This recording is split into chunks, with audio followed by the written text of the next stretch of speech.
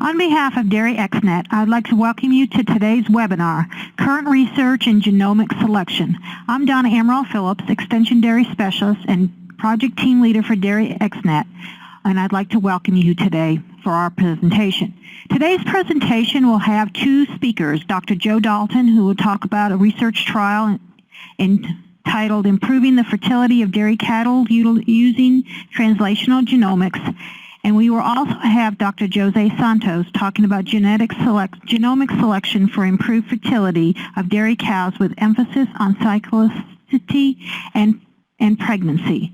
So today's webinar is recorded and you can view this at any time. We also have other archived webinars and we encourage you to actually view those also.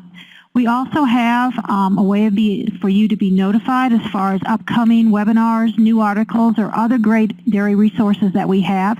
You can follow us on Facebook. You can sign up for our newsletter or also follow us on Twitter. So with that, I'd like to go ahead and introduce our first speaker for today. Basically today we are going to talk about genomic tools for predicting reproductive performance. Our first speaker, Dr. Joe Dalton, is a professor and extension dairy specialist in animal and veterinary science at the University of Idaho. He received his PhD from Virginia Tech and he is currently at University of Idaho. Overall, his research program in applied male and female reproductive physiology focuses on factors that are important to increasing the efficiency of AI in cattle. His extension program also emphasizes the impact or enhancement of reproductive efficiency in cattle. He has given presentations throughout the United States and various foreign countries and is also the past president of the Dairy Cattle Reproductive Council. Today he's going to talk about a research program that they have on improving dairy cattle fertility using translational genomics. With that, please welcome Joe Dalton. Thank you very much, Donna. As you mentioned, we are going to talk about trying to improve dairy cattle fertility using translational genomics. This is a collaborative effort, a grant that was received from the USDA. And we have on this first slide, USDA as a collaborator, along with Missouri, Washington State University, University of Florida, and the University of Idaho. On this graph here, we have on the left axis, we have milk production. On the horizontal axis, we have years from 1950 to 2010. And then on the right-hand axis, we have fertility. And on this graph, we're showing it as daughter pregnancy rate. In the black line, going from left to right and going up at a steep incline, we see milk production has increased over time from 1950 till 2010. And this we all know very well. We have selected for milk production. We have instituted many different management strategies that have allowed us to increase milk production at quite a very good rate over the years. Unfortunately, what has also happened is we have had fertility decline over those years, and this is shown in the blue line going from the upper left to the lower right.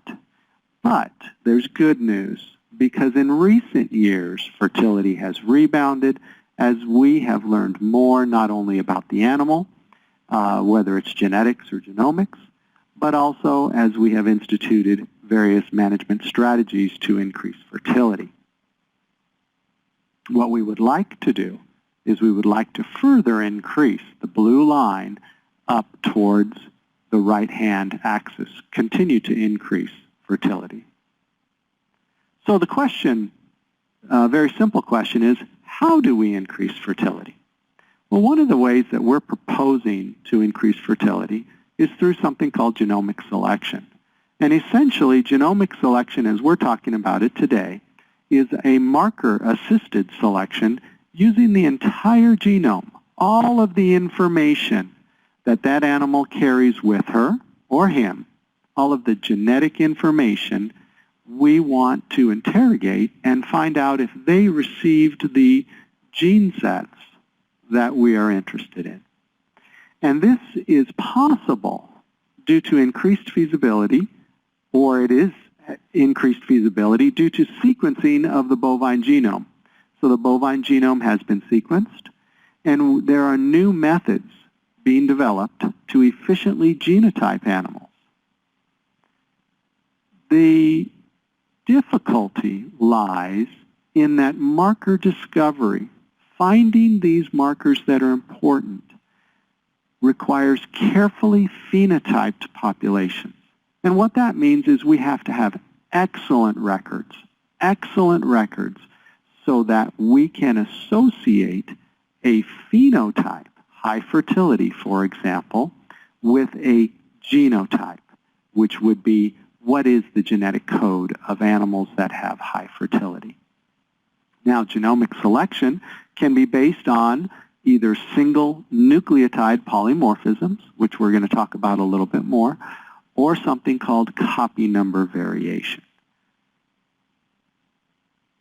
A single nucleotide polymorphism is a change at one location along the code of DNA. As we can see here, on the bottom we have going from left to right, we have TT, and then we have GGAT.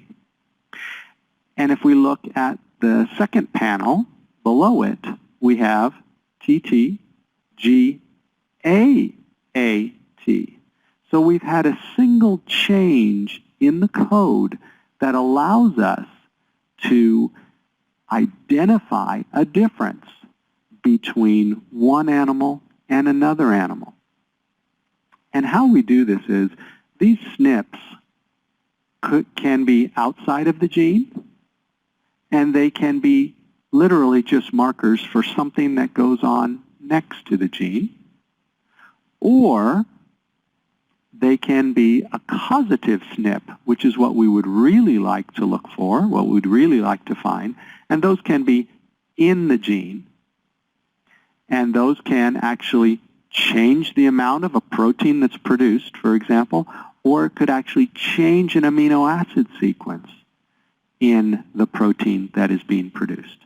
Again, we're looking for a single change in the DNA, in the code, almost like a road sign that alerts us that something is coming up.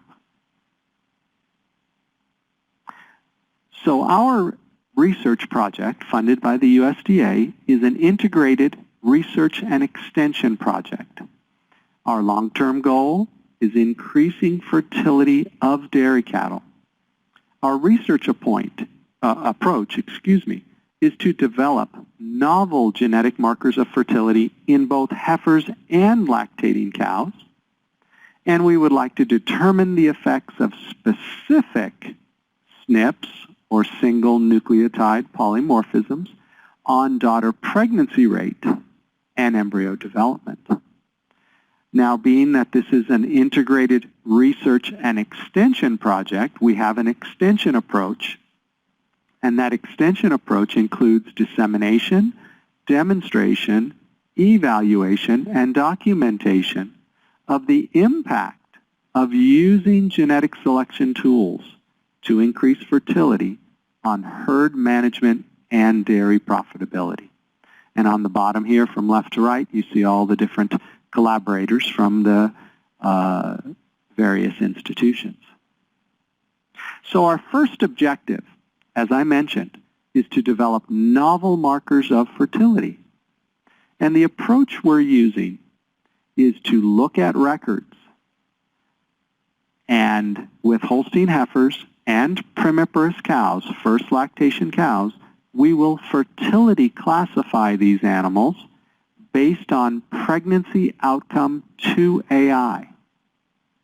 So heifers have to have a normal reproductive tract, no record of disease, and display standing estrus before AI.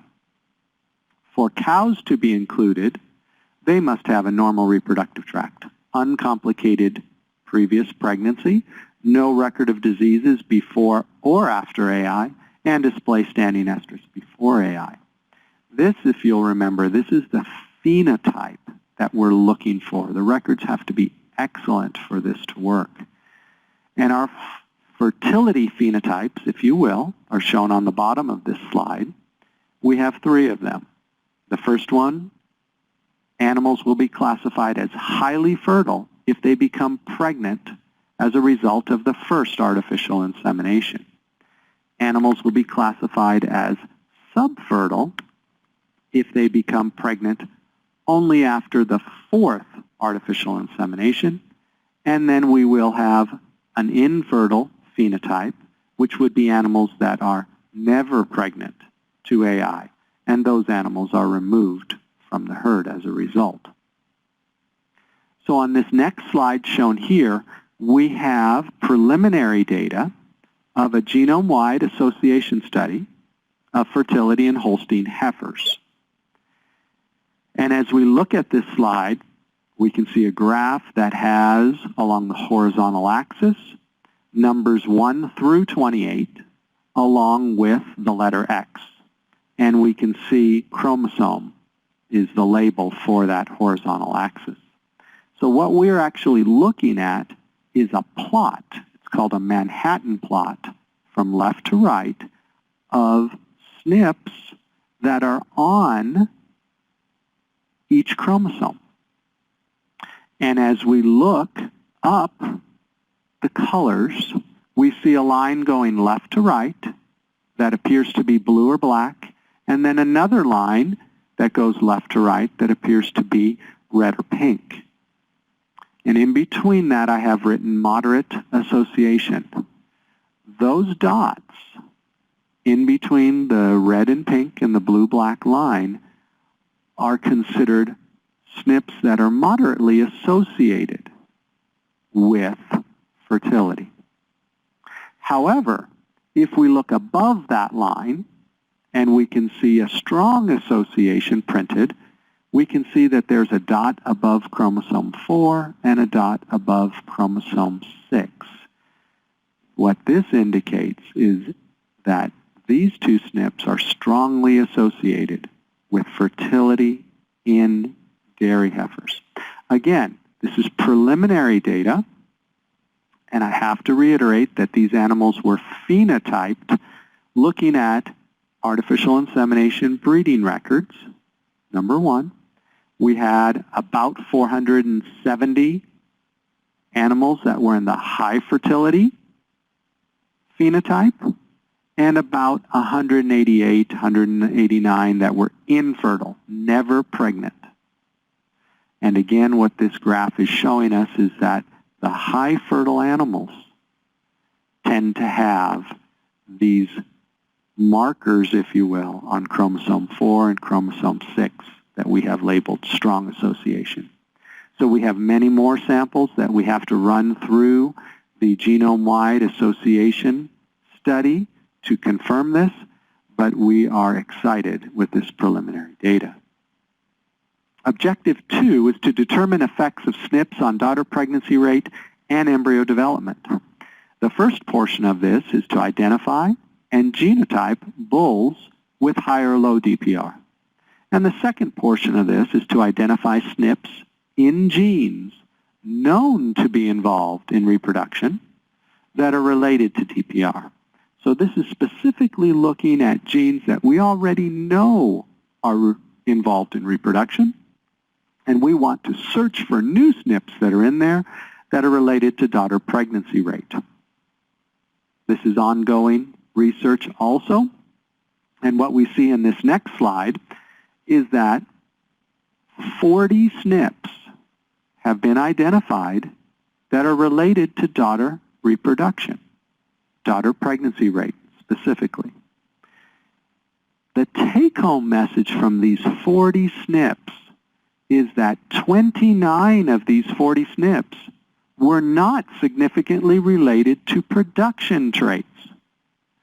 So what this means, what this suggests, is that selection for fertility without negative selection for milk yield is possible, which is where we want to go. We don't want to sacrifice gains in milk production over the years for fertility. So the implications of this information is that SNPs can be used to improve genetic selection and to better understand the physiological basis for fertility. And incidentally, these SNPs are available on a SNP chip for producers to use, and we are getting more and more data on this as we speak. The remaining two objectives focus on the integrated portion or the extension portion with the research. Objective 3 is to evaluate the efficiency and profitability of increasing fertility in dairy cattle using genetic selection tools. This is being done through computer modeling, working with producers and modeling their data, and then also in the development of web-based decision support tools. So producers can then put in their own information and have an estimate of what might be the results. And then our final objective is to transfer science-based information to dairy producers, managers, allied industry, everyone interested in increasing fertility, with strategies to improve fertility using novel genomic information and tools. Everything that we would find would be available to dairy producers to use to increase fertility in their herd. And to disseminate this information, to gain more information from producers, we have a series of dairy cattle genomics workshops planned for 2016. They will be in late November and early December in Jerome, Idaho, Sunnyside, Washington, Stephenville, Texas, Okeechobee, Florida, and Tulare, California. As we've talked about some of the preliminary data, we still have to realize we have a long way to go. We have a couple of more years on this grant. We have a lot of samples to do a genome-wide assay on, be it heifers or cows. But our expected outcomes for the grant are better genomic tools for predicting reproduction, increased reliability of estimates of breeding values for reproductive traits, and more rapid progress in improving dairy cow fertility. And what you see on the bottom there is the graph that I showed from my first slide, and you can see a red arrow. And the goal here is to increase fertility. And with that, I want to thank everyone for tuning in, and I appreciate the opportunity to spend a little bit of time with you. We're excited with this data, and we hope that this data will be available to you so that you will be able to increase the fertility of your herd in the near future. Thank you very much. Thank you very much, Joe, for your excellent presentation on where you are in that particular grant. Our second speaker today is Jose Santos, and he is going to talk about a companion type of a grant. It's a separate grant, but it probably relates very similar to the one that Joe just talked about, but it's talking about genomic selection for improved fertility of dairy cows with the emphasis on cyclicity and pregnancy.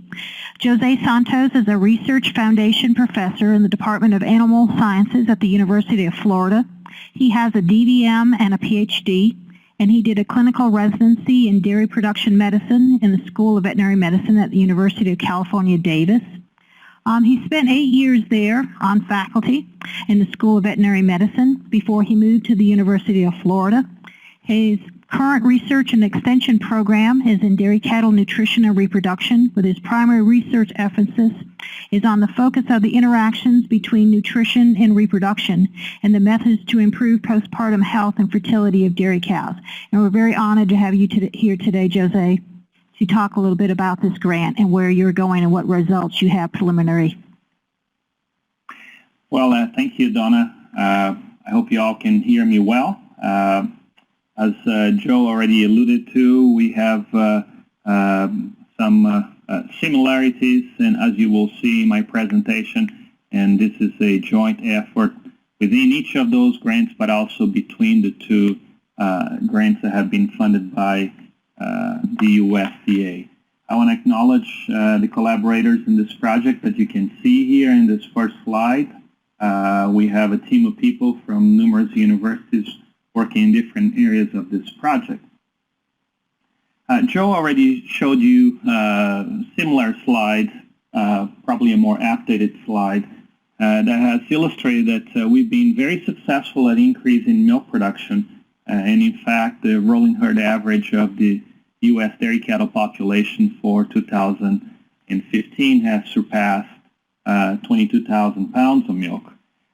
Concurrent with this increase in milk yield, we also experienced a decline in reproductive performance in the dairy cattle population, which wasn't until the early 2000s that we've seen a stop to this decline and a change in the direction with an increase in the genetic value for daughter fertility, as it's been shown before. So a big component of the grant that we are working on is to further enhance reproductive performance by adding additional genetic gain by identifying molecular markers that are either associated or actually causative markers that influence important traits relative to reproduction. Now, obviously, we can look at extremes, and these are probably the best examples for milk production. The two cows listed here, one has the world record for milk yield in a given lactation. The second one has the world record milk yield for lifetime production. And obviously, this major development did not happen by random chance. Obviously, genetic selection concurrent with all the improvements we've made in cow husbandry, nutrition, health, has resulted in phenomenal production and major outliers in the population. So as part of the project that we've been working on, we want to study cows in different environments and identify those outliers for fertility based on a series of traits that we've been collecting, so we can identify potential causative mutations in their genome that distinguish populations of cows that have very high compared with populations of cows that have very low fertility. And I will explain a little bit of that during my presentation. Now, one of the focus of our grant is not only to identify markers for fertility, but also tag along and identify markers that influence peripartum health, because we believe that a big driver of poor fertility in dairy cattle population is the high morbidity that cows usually experience. And here's just to illustrate when cows are diagnosed with a very common disease, in this case is metritis, which typically affects cows in the first 2 weeks, usually no later than the 3rd week postpartum, as you can see in this histogram. But if we look at the disease that do not affect the reproductive tract, in other words, the non-uterine disease in this case, you can also see that most of them occur very early in lactation. And because these diseases have inflammatory nature and they occur early in lactation, they have a long-lasting effect in cows. So it is our assumption that, based on the current knowledge and literature, that if we're able to minimize the incidence of disease through genomic selection, we'll also capitalize on improvements in dairy cattle fertility, because there is a phenotypic association and very likely a genotypic association between those traits. Now, many cows experience disease, and we've quantified that about 30 to 35% of the cows affected by disease, those usually occur in the first weeks of lactation. And in fact, almost 80% of the diagnosis of disease will occur in the first 2 weeks postpartum. So we have spent a lot of effort identifying those problems in early lactation, as you will see with our preliminary results. Now, there are many ways by which disease can affect reproduction. Some of them are directly related to reproductive traits. So here's an example in which we evaluate embryo quality at the very early stages of pregnancy on day 6 in cows that were initially after calving diagnosed with disease or not diagnosed with disease. So cows were assessed for common disease such as retained placenta, metritis, mastitis, lameness, digestive problems, or respiratory problems. Then those cows were synchronized. In 6 days after insemination, we flush the uteri of those cows and evaluate a few aspects of embryo development. So here you can see that cows that had disease in early lactation had a smaller proportion of fertilization based on the proportion of embryos that had undergone a initial division or cleavage. They also had smaller proportion of live embryos or high-quality embryos. This indicates to us that disease is already affecting embryo development very early on in gestation. When we only look at the fertilized eggs, in other words, we take away the non-fertilized oocytes, we can see that the same pattern still occurs. Disease is having a negative effect on embryo quality in those cows. And obviously, this negative effect can perpetuate and reduce pregnancy that usually would be diagnosed 28 to 35 days after breeding. And in fact, if you look at this data set, you will see that healthy cows, in other words, those that do not develop clinical disease, they have very high fertility. About half of the population became pregnant at first insemination in this database, whereas cows that developed one or more than one disease had a marked depression in pregnancy. And you can see that it doesn't really matter what the exact disease problem was. Almost all of them were statistically associated with a depression in pregnancy of first insemination. So the question then arises, can we select cows for improved reproduction? Can we combine in our genetic selection programs fertility? And the answer, obviously, most of you know, it is yes, because we've been doing this. However, we need to be aware that the low heritability for a lot of the reproductive traits usually makes this speed at which genetic selection improves that particular trait to be slow. So heritability, which is how much of that phenotypic variation is caused by genetic variation in the population, it's usually quite high for production traits, usually above 25 to 30%, but it's somewhat low for fitness or fertility traits, except for some of them, and probably because for some of them we know a little bit more of the potential mechanism. So, for instance, if we look at the current traits that we evaluate, such as cow conception rate, daughter pregnancy rate, heritability is within 3 to 5%. Whereas if we look at resumption of first postpartum ovulation, heritability now increases to 15 to as much as 30%, depending upon the population in which the study was conducted. So there are traits in reproduction that can make greater progress through genetic and genomic selection if we're capable of identifying the markers that are segregated in the populations that are more suited for improved reproduction based on those particular traits that are being selected. Now, we have made progress in terms of selecting cattle, particularly because we implemented productive life and daughter pregnancy rate. But if we look more carefully at our progress until 2011, we decreased calving interval by about 3 weeks. And this is why daughter pregnancy rate has really improved.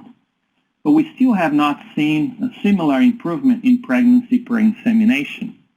So there's still a lot of work to be done such that pregnancy per insemination on dairy farms will surpass the current average of 33 or 34%, and pregnancy loss after a given insemination will decrease below what we typically see anywhere between 12 and 18% of the pregnancies are lost at some point after 35 days of gestation. Now, there are several examples that can illustrate the fact that we can combine selection for fertility with selection for productive traits. And here is one of them in which I plotted different sires, either genomic or proven bulls, that have considerably high milk PTA, at least 600 pounds of milk, 250 kilograms, and have daughter pregnancy rate PTA above 1.5, which are those on the top right quadrant. Okay, so this tells us that yes, there are sires in the Holstein population that will carry the good genes for the traits that we are interested, such as production, but it will also carry the good genes for traits that we're interested in terms of fitness and fertility. Now let me show you some examples. So here are the phenotypic and genetic relationships between milk yield and daughter fertility, in this case, daughter pregnancy rate. And you can see that we've made a considerable phenotypic increase in milk production in the graph in the left side. We made considerable genetic progress based on the genetic merit of the dairy cattle population today. We can also see that we made much greater phenotypic improvement in daughter fertility than we've made genetic progress. Part of that is because we applied management tools that improve reproduction, such as better insemination technique, estrus ovulation synchronization programs, better postpartum health, things that accelerate pregnancy on a farm. But I'll show you an example of a farm that has implemented genomic selection very intensively from the male side and the female side relative to the average increments observed in the Holstein population today. And we envision that after completion of the grants that are being funded by the USDA, more and more producers will implement such tools to further increase genetic selection in their herds. So here's an example of a farm that has implemented genomic selection from the early years. And you can see that the rate of gain of this particular farm, labeled NFH, has been 0.2% per year since the year of 2004, compared to the average of the U.S. dairy cattle population of 0.07% per year. In other words, about a threefold increase in daughter fertility gain compared to the average gain of the U.S. dairy cattle population. If we look at lifetime net merit in the same situation, we see a differential gain of an additional $231 for the heifers that were born in 2013 in this particular farm compared to the heifers born in 2013 in the average dairy farm of the United States. If we look at another trait, such as productive life, we see the same situation. In other words, combining aggressive genetic through genomic selection increases the rate of genetic gain, not only for production traits, but also for fertility and survival traits in this case. So let me tell you a little bit about the grant we've been working on, which is very complementary to the one that you just heard about from Dr. Joe Dell. This is the title of our grant, Genomic Selection for Improved Fertility of Dairy Cows, with emphasis on cyclicity and pregnancy. And the reason why we have this title is because we put a lot of emphasis on identifying those phenotypic traits in cows in numerous farms. And I'll show you some of the results that we've had. So the objectives of our grant is to identify molecular markers for genomic selection to improve fertility of dairy cattle. It's exactly the same main objective of the previous grant. So we have developed a fertility database with genotypes and phenotypes based on what we call direct measures of fertility. In our case, we're studying Holstein cows, and those direct measures are interval from calving to first ovulation, pregnancy per insemination, pregnancy loss, and also all the other measures that we collect. We are in the process of identifying SNPs associated with those fertility traits and conducting genome-wide association analysis to identify what markers are linked to improved or reduced reproductive performance. Once this process is complete, we're going to generate genomic estimated breeding values that can be applied for selection for improved fertility, such that those markers will be incorporated into the platforms that are available today in the market, and it will be an additional value combined with all the other SNPs to identify additional traits.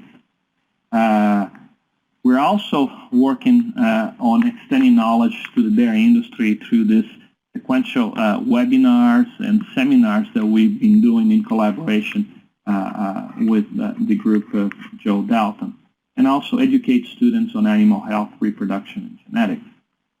So here's just to illustrate what we found in terms of phenotypic responses in the populations of cows that we've studied. We we collect data from almost 12,000 cows and 16 herds representing 7 states in 4 different regions of the United States, in which we visit farms 2 to 3 times a week to characterize those problems.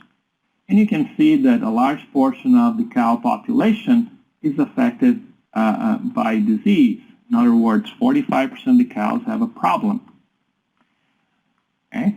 Within this population of cows, we select groups based on a mathematical model that have high fertility, which are cows that became pregnant and they maintain pregnancy up to 60 days of gestation, in which we call these cows as having a very high reproductive index based on this mathematical model.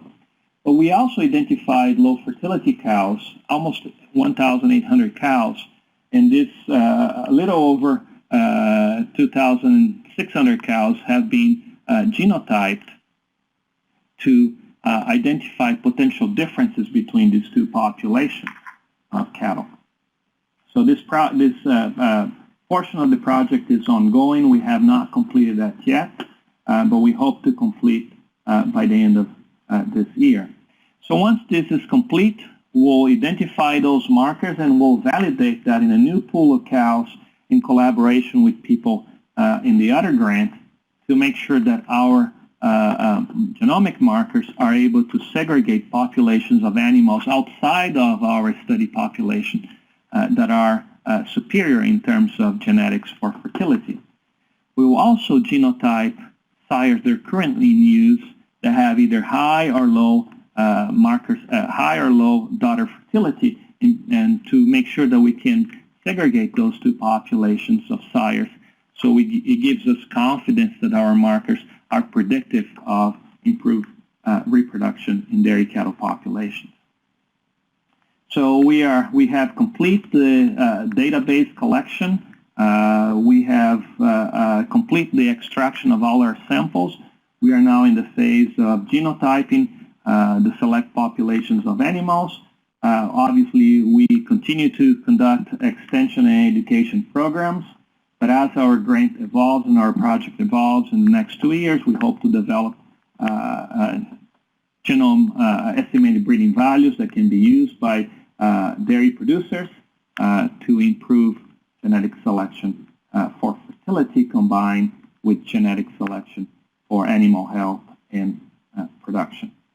So I want to thank those of you who attend this webinar today. I want to acknowledge my colleagues and the numerous universities that have worked on this grant. Thank you very much. Thank you very much, Jose. I want to thank both Jose and Joe today for presenting materials as far as where their grants are and where they plan to go and how that material will be applicable to our dairy industry. I also want to thank both grants for their support of DairyXnet, delivery of materials that we've had over the last 3 years and the next 2 years, very much contingent on helping them deliver this material out in the United States and internationally as far as not only the results they have, but also the materials of DairyXnet also. So thank you both and your teams for that support. So with that, I'd like to thank everyone for attending. For those of you that would like to complete a survey and give us suggestions as far as materials that we could have webinars on, please complete that. Also, please visit our archives and view this webinar and also other webinars that we've had in our series. Well, thank you very much.